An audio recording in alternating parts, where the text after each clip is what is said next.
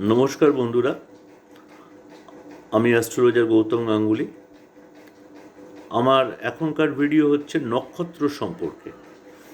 তো আমরা গ্রহ জানি, রাশি জানি, লগ্ন কিছু কিছু লোক জানি, কিন্তু নক্ষত্র খুব কম লোক জানি। আমাদের প্রত্যেকটা রাশি কিন্তু কোনো না কোনো নক্ষত্রের মধ্যে আছেন, এবং সেই নক্ষত্রের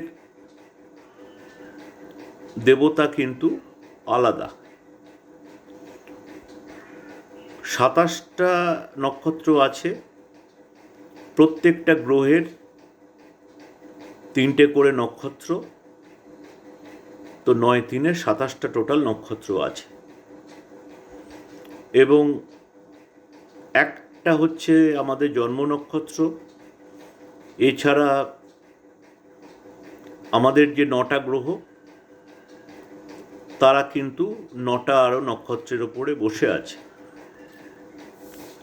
তো এই নক্ষত্রের মন্ত্র যদি খুব জপ করতে পারে, নক্ষত্রের মন্ত্র বেসিক্যালি হচ্ছে ঋগ্বেদের মন্ত্র। ঋগ্বেদে নক্ষত্রের মন্ত্র দেওয়া আছে।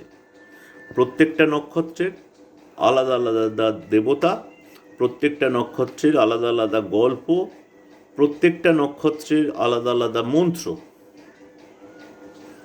তো তার মধ্যে বুধের 3টে নক্ষত্র আর কেতুর 3টে নক্ষত্র, এই 6টা নক্ষত্রকে গণ্ডমূল নক্ষত্র বলা হয়। আপনার যদি জন্ম নক্ষত্র এই গণ্ডমূল নক্ষত্রে হয়ে থাকে, তাহলে জীবনে কিছু সমস্যা আসবে।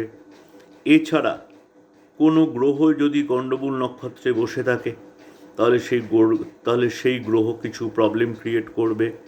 কারুর কোনো গ্রহের দশা যাচ্ছে, সেই গ্রহ যদি গণ্ডমূল নক্ষত্রে বসে থাকে, তাহলে সেই গ্রহের দশাতে প্রবলেম হবে। এইভাবে কিন্তু আমরা নক্ষত্র ধরে তার রেমেডি করতে পারি। প্রত্যেকটা নক্ষত্রে আলাদা আলাদা মন্ত্র, আলাদা আলাদা জপ এবং আলাদা আলাদা দেবতা। তো এই সম্পর্কে যদি বিস্তারিত জানতে চান, তো আমার সঙ্গে 9635512407, আরেকবার বলছি 9635512407, এই নাম্বারে যোগাযোগ করতে পারেন। এছাড়া আমাকে মেসেঞ্জারে লিখতে পারেন। যারা ফেসবুকে দেখছেন, যারা ইউটিউবে দেখছেন, তারা কমেন্টে লিখলে আমি রিপ্লাই দিয়ে দেবো।